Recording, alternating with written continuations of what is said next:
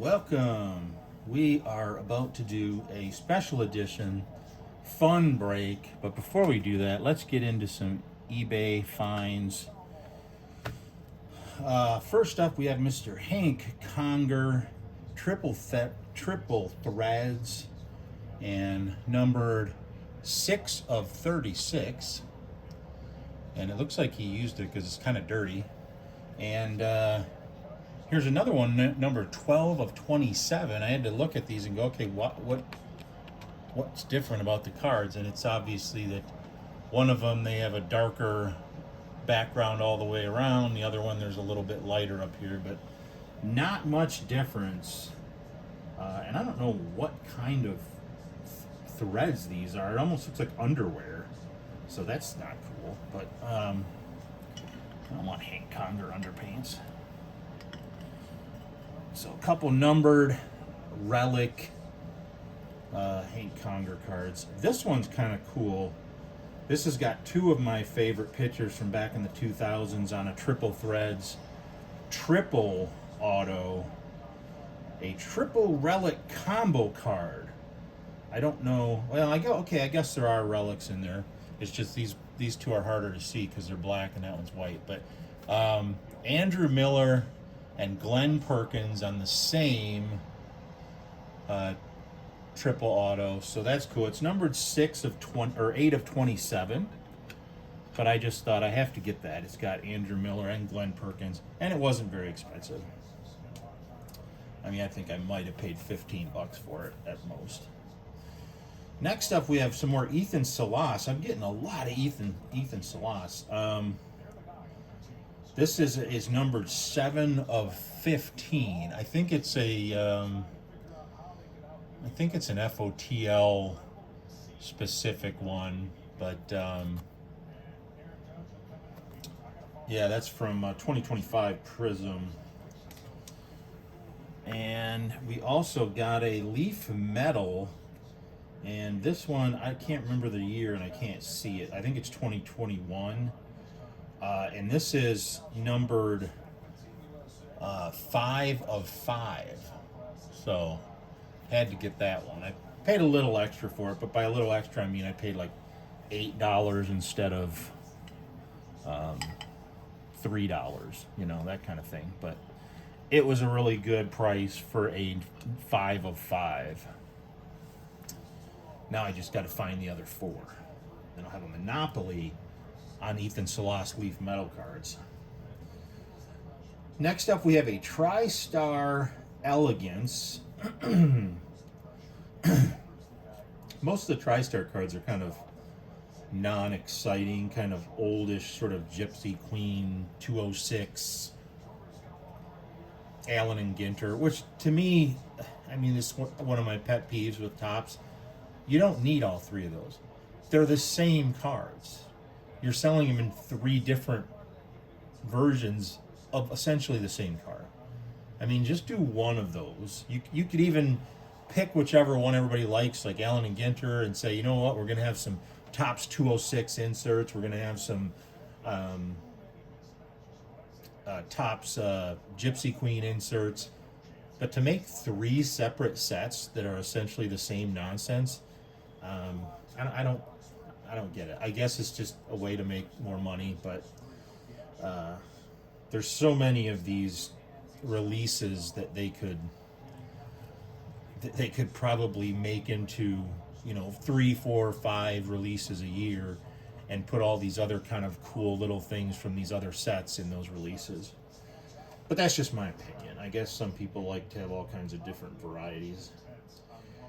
This is it's a 2007 TriStar Elegance, so it's got like a refractory to it. That's Mr. Chris Parmalee. And I have another Vida Blue 1970 Rookie Stars card. And this one actually is pretty good. I mean, it's not centered very well, but the corners, it's actually not centered terribly, and the corners are in good shape. So this is definitely a better Vita Blue rookie card, which I think the only reason I'm getting at a decent cost is that he's not in the Hall of Fame, even though I think everybody agrees he should be. And of course, we got to add a USC 45.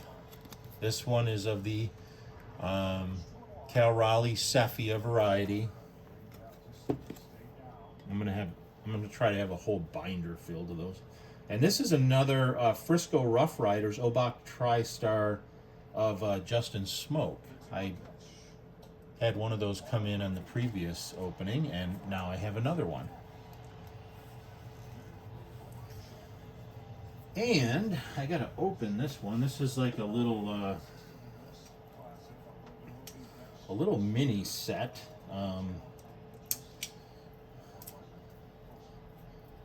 Crap. I don't think they do these anymore, but they used to be something that was pretty common. It was a DAV release, and DAV stands for Disabled Veterans. But the DAV.org provides encouragement and a better life for noble men and women who became disabled while serving our country. So Disabled Veterans of America. Although I don't know why it's DAV, it should be DVA, but whatever. I'm not going to tell them their business. So they used to release these sort of small sets of minor league cards. I really wanted to get the release that had Mike Trout's minor league card in it because it wasn't crazy expensive, and these DAV ones are a much more limited edition than the standard minor league card. So, and they're kind of different. They have like the flag in the background, and it's just kind of a cool product for a good cause. But the Trout one, I want to say they wanted about $200 for it. There also was one where they sent one of the DAVs in, and I think it graded pretty high, like 9 to 10 area, and they wanted, a few $100s for that. So, but still, compared with some of the other prices for some Mike Trout rookies out there, it wasn't terrible. This is a Mr. Kevin West, Tommy Watkins, James Tomlin, and these are by team. So this is the New Britain Rock Cats, and I don't know what it looks like. About 2000. I can't tell. It's the printing is light gray on white. So without messing up my zooming on the camera, this is Mr. J.R. Taylor. But it's going to be in the 2000s, probably 2008 range. Here's a guy that actually did make it in the MLB, Mr. Denard Span. And this is a coach, Mr. Floyd Rayford. Jock Jones. I think he played for the Tigers for a little bit. Here's a manager, Ricardo Ingram. And here's the reason why I wanted this one. This is a Torrey Hunter of the New Britain Rock Cats. So, love Torrey Hunter. And then you had Rashad Eldridge, who I think also played a little bit in MLB. So anyway, that's the baseball card side of it. Now we're going to get into a little fun rip. And whoever sent me this also sent me a $1 million bill. I'm not going to get political on the channel, that's for sure. But he just threw this in, so I thought, well, I might as well celebrate that, just because it was free, I guess. And we'll see if we can get it to sit on our stand here as a nice little backdrop. There we go. That looks nice. But what I ordered from him is some vintage TV cards. So I'm going to go through these. This is a Topps product, and I believe it's from the late 70s, 1979. So most of you watching this were not alive. But this is the Buck Rogers TV show. And this is the complete set. So as I go through these, I won't dwell on all of them, but Buck Rogers was a sci-fi show. I guess it kind of was competing with in the same era as Star Trek. Buck Rogers was, if you don't know the story, never seen the show, he was a NASA astronaut. I don't know why he's not wearing a helmet, but apparently they didn't have to back then. And he launched into space, and something went wrong, and his space shuttle froze, and somehow he twirled around and twirled around. This was kind of scary when I was little. I mean, I was only like 5 years old, 4 years old, and to see, Buck Rogers kind of frozen like he's dead. This was a bad guy ship, the Draconian Fortress. And these were two of the major bad guys. They found him, and this is a guy, his character name was Killer Kane, and that was Princess Ardala. And they were two of the main bad guys. And then Buck Rogers woke up and was like, hey, yeah, right, whatever. I'm not really in the future. You guys are joshing me. And there we go. Killer Kane was his name. He played a really good bad guy. Then somehow he escaped and he went back to Earth, only to find out that that the Earth had changed into a sort of a nuclear wasteland that surrounded like a really new age city. And the theme music was really good. And then this is the landing bay. They had really cool fighters in here, fighter ships. It started out, Buck Rogers started out as a movie. It was going to be a made-for-TV movie. So the first, I want to say, 2 episodes were like, sort of like well, back in the day, they had like mini-series where you would watch like an episode a night. And it was sort of like that. It was a little 2-episode sort of movie that they played one night and then the rest of it the next night. And then they made that sort of into a TV show, and it continued on from those first 2. Essentially, it was a movie, but they made it into 2 episodes, and then it continued on. The girl in it was a beautiful Wilma Deering, who was played by Erin Gray. If you're saying, Erin Gray, she looks familiar, but I wouldn't have watched a show in the late 70s called Buck Rogers. She also went on to star as the foster mom, or no, maybe it's mother and stepmother, maybe, of the kid in Ricky, whatever it is, in Silver Spoons. So she went on to have sitcom success. And this is her and Buck Rogers. Buck Rogers is played by Gil Gerard, who is one of the most handsome men. I always wanted to grow up to look like Gil Gerard or Lee Majors because they were pretty handsome dudes. This is the brilliant Dr. Hewer. This guy you might also recognize. He was on a lot of shows. He even had a role in Star Trek The Next Generation, I think, for an episode. And now they're telling him, like, hey, you're in the 25th century. And he's like, what? No, I'm not.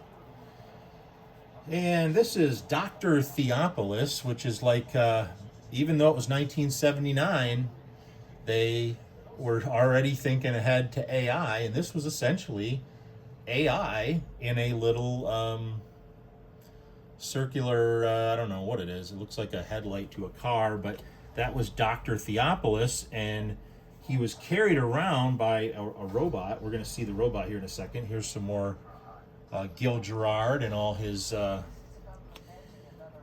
handsomeness. unfortunately, Gil Gerard passed away. I want to say last year. I think he lived to be 82, something like that. But there's the robot. That's Tweaky or Twinkie. Tweaky. So Tweaky would carry around Dr. Theopolis on his chest. He wore it like a necklace. He was like Flavor Flav, and he would wear that around his neck, and they could ask it questions, and it could mainly all it did the whole time was tell Buck Rogers not to do stuff, but he would do it anyway. This is the World of Tomorrow, which is the city that they live in, which looks a lot like Detroit, at the Renaissance Center in the background, but it's not Detroit. It's the city of tomorrow.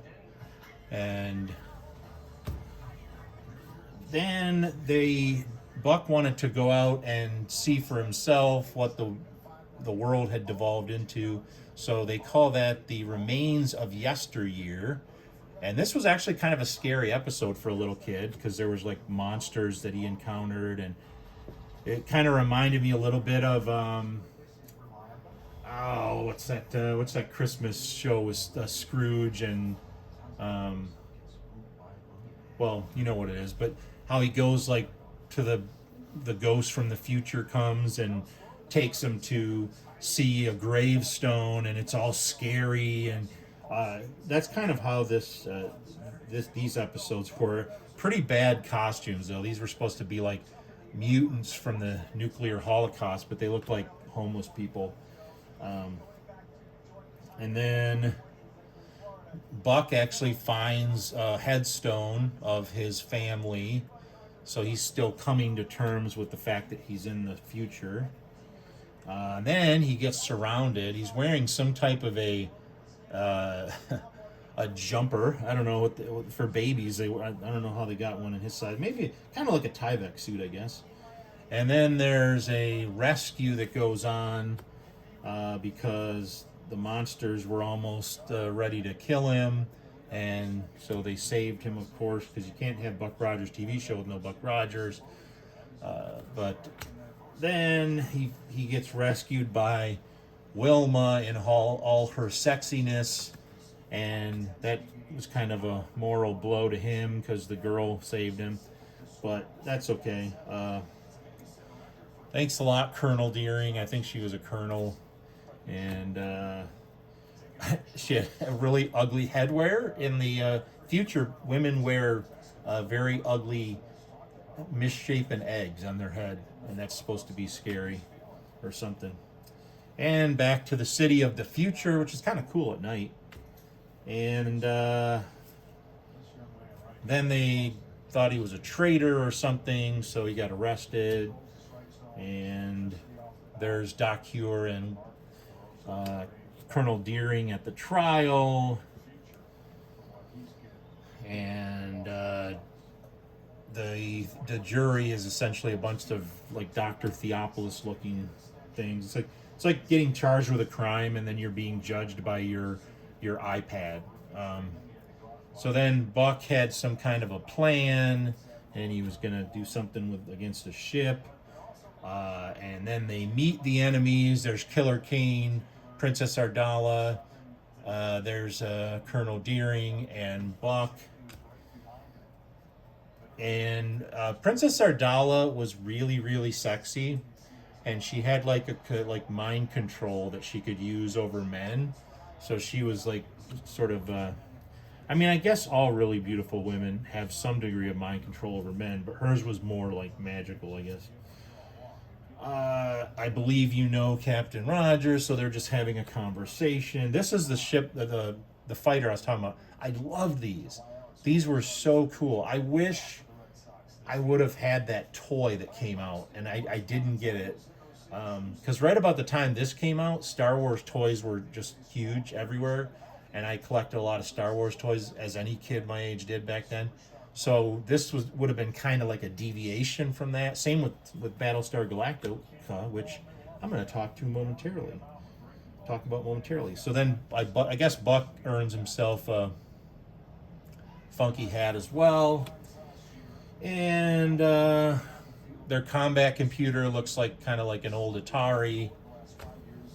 And then this is them shooting and fighting the bad guys, and Wilma is a fighter pilot, and these little triangular ships are the bad guy ships. I'm also watching USA Mexico, so. And there's Buck being like, hey, what's up? Looking out the window. Zapping the space pirates. So, whatever happened to Buck Rogers? Buck Rogers is one of those tragic shows that was very popular but didn't run very long. And it's a kind of a complex story, which I'll go over as I show these really cool cards. Buck Rogers ran for 2 seasons, and then there's a party. It was very popular, especially the first season, and then in the second season, they completely changed direction. So the first season, which is what these cards are from, okay, and there's Princess Ardala. If they wouldn't have dressed her like an idiot, she was really sexy, but they would put her in like these goofy costumes. What they're not showing you on the card, because these are kids' cards, is she was like almost always wearing like a bikini or a negligee or something. Like she was just really hot. Buck has like a dress uniform. So I don't know how they get these different variation of uniforms for a guy that just shows up from the past. But there's him doing a little dance. He's playing up the whole, I'm from the 70s and I know how to boogie dance, and there's him and the princess, let's boogie. So kind of, add a little less seriousness to it. And then the princess, you can see her busting her move. You can see her in her kind of like little bikini dress. And there's Wilma all like jealous, like, she's pissed. And standing next to Tweaky. And Tweaky's voiceover was a guy who did a lot of voices for Disney, and it was I can't remember his name now. I want to say it's Mel something, but anyway, he did the voices for Tweaky, and Tweaky always would say and that was like how he would talk. So Buck and her are like, hey, let's hook up, and then Tweaky decides he's gonna dance, and there actually was a little person inside Tweaky that, it wasn't like wasn't animatronics or CG back then. So then him and the princess are all like, okay, let's do this thing. And then Killer Kane and one of his like generals or whatever decides they're gonna attack something, and then Buck dresses like one so that he can like sneak around. And that's the bad guy ship. They like tried to blow something up, and so landing bay explodes. People get blown around. So anyway, Buck Rogers ran for 1 season, and then they decided they were going to change it. Gil Gerard wanted it to be a little bit more serious, a little less goofy, more probably like Star Trek. And so in the second season, they weren't based in the city of tomorrow on Earth. They were based in a ship, the Voyager, which traveled around the universe. Is that Homer? Nope, foul. So it became very much like Star Trek, except the other thing you have to realize, because like I said, this is kind of an in-depth story, so I'm trying to do just the high level. This show was created by a guy named Glenn A. Larson. Glenn Larson created a lot of TV shows in the late 70s through late 80s. Like The Fall Guy and just all kinds of shows. Glenn Larson wrote them, created them, produced them. Glenn Larson had the nickname in Hollywood of Glenn Larceny because he was well known that he stole a lot of ideas, and I mean, pretty brazen. Oh, they threw him out. What kind of why would you run? Well, I guess it's 2 outs. He didn't want to. Oh no, it was only 1 out. Yeah, idiot. So anyway, Glenn Larson after the first season came out, was getting sued by George Lucas of Star Wars, because George Lucas claimed that Glenn Larson stole a lot of the sort of effects and visuals and stuff from Star Wars, which he probably did, because he was just a total thief. I mean, he would steal virtually anything. There were episodes of shows that he essentially just stole from another show, and he just changed like the characters and some minor details. He was so hated by some people that James Garner actually decked him on one of the movie sets, because Glenn Larson had stolen some of the music to the Rockford Files, and he stole some of the episodes and made it into another show's episode. So Glenn Larson wasn't the greatest dude in terms of being original, but he was iconic for the time because he created all these cool shows that kids would love to watch. It was a great era for TV for kids, because not only did you have sitcoms, which were big then, especially in the later 80s, but also you had a lot of shows like Knight Rider and Airwolf and Hardcastle and McCormick and Buck Rogers. Glenn Larson also is the guy who created Battlestar Galactica, the original Battlestar Galactica. So at the same time that Buck Rogers was on TV, Battlestar Galactica was on TV. So if you put all this together, you have Star Trek, which is a really popular show, had been popular for a while. You had Star Wars, which just came out a year earlier and took the whole world by storm. So here comes Glenn Larson. He's like, we need to make space shows. That's what's big. We need to make space shows. So he made Buck Rogers and he made Battlestar Galactica. However, he ran into the same problem with each show. For Buck Rogers, they changed the approach for season 2. The fans didn't like it as much. It was still drawing over like 8 million viewers. The problem was it cost a lot to make a show like that. That's not like a 70s show where you're in a living room set and then you go to the kitchen set. I mean, these sets are elaborate. They're special effects. If you ever watch if you go on and binge Buck Rogers, you'll see that they reuse the same footage over and over again. Like every time the enemy spacecraft blows up, it's the same shot. They did the same thing in Battlestar Galactica. They reused footage because it was too expensive to make new footage. So Buck Rogers got canceled after 2 seasons. It was just too expensive. The studio didn't like the idea that they were getting sued. There's Wilma running around. And here's what the fighters look like when they're taking off from the Earth base. That's what the Starfighter looks like. And now he's attacking one of the pirate ships. These are what the Draconian Armada looks like.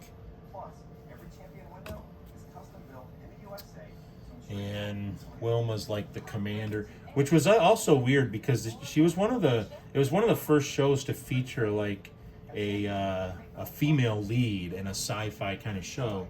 And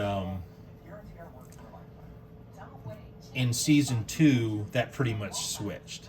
Like she was kind of in charge in season 1, but by the time season 2 came around, Buck Rogers was in charge and she was kind of just there. Here's a bunch of like laser shooter things. This is kind of older technology. So pretty much these are just a lot of, this is the guy. They had a guy and his name was actually Tiger Man. He was Killer Kane's like bodyguard, and he was this big bodybuilder dude, and Buck was like trying to fight him, but he was just enormous. So here's some more. It seems like some of these cards are about almost exactly the same. A lot of cockpit scenes. Oh, there's another. This might be upgraded to a Commodore in that ship. And caught in a laser light, whatever that means. Somebody shined a flashlight at him. And Ardala gets defeated. And now they're still fighting in space. Some more fighters, explosions, and last minute rescues. And these are what the back looks like. So the back will like kind of tell you what the story is. And then there's Buck and his funky helmet. And there's Gil Gerard as Buck. So that would be a cool card to get signed if he was still alive. Erin Gray as Wilma. Very pretty lady. And she went on, like I said, to be the mom on Silver Spoons, which ran longer than Buck Rogers did. Felix Silla as Tweaky. Felix, I think, was the person inside the costume, but the voice was done by somebody else. Pamela Hensley as Princess Ardala. And Henry Silva as Killer Kane. So that is the Buck Rogers set. I just thought it would be kind of a fun open. Didn't cost very much. I think you used to be able to buy them in packs, so I'm sure there's like retail boxes, but from 1979, there's probably very few that are still around, and it's not like you're going to get any inserts or anything in them, so it just made sense to get the set, and probably just sit around. I don't know, maybe some of the actors are still alive and I can do like a TTM autograph request or something. I don't know. But I just thought that'd be fun, kind of a blast from the past. And I have 2 more of these lined up. Hopefully they don't bore you to death, but I have 2 more TV show sets that came, and I'm going to go through those in the next special edition videos. So you only have to sit through 2 more of them, unless you like your TV history, and then hooray for you, you get 2 more of them. And of course, there's always going to be the eBay items that I'm still ordering, not quite at the pace I was before, but there's still some of those that are on their way. So let me know if you like the TV, vintage TV stuff. They still do cards for TV for some of the shows.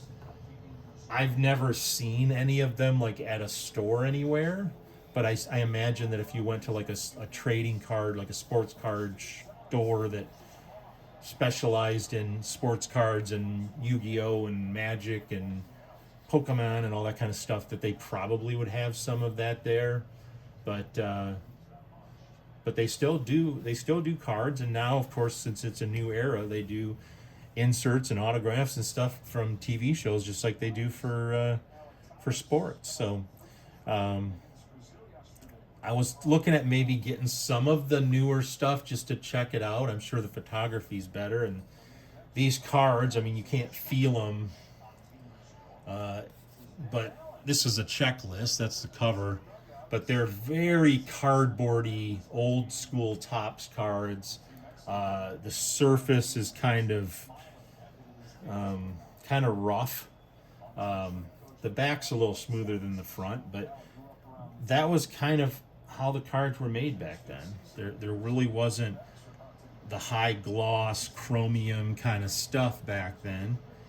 You didn't really even start to see. Well, I mean, Fleer was kind of glossy by '89, but Score was kind of glossy. Donruss was a lot glossier than Topps was. Topps really stuck to this sort of just plain cardboard cards right up until Upper Deck, and then Upper Deck changed everything. So all right, so thanks for watching, and go ahead, hit a like, hit a subscribe if you feel like doing that. If you don't, whatever. And go Team USA. Paul Skeens wrecking people. Be interesting to watch the WBC.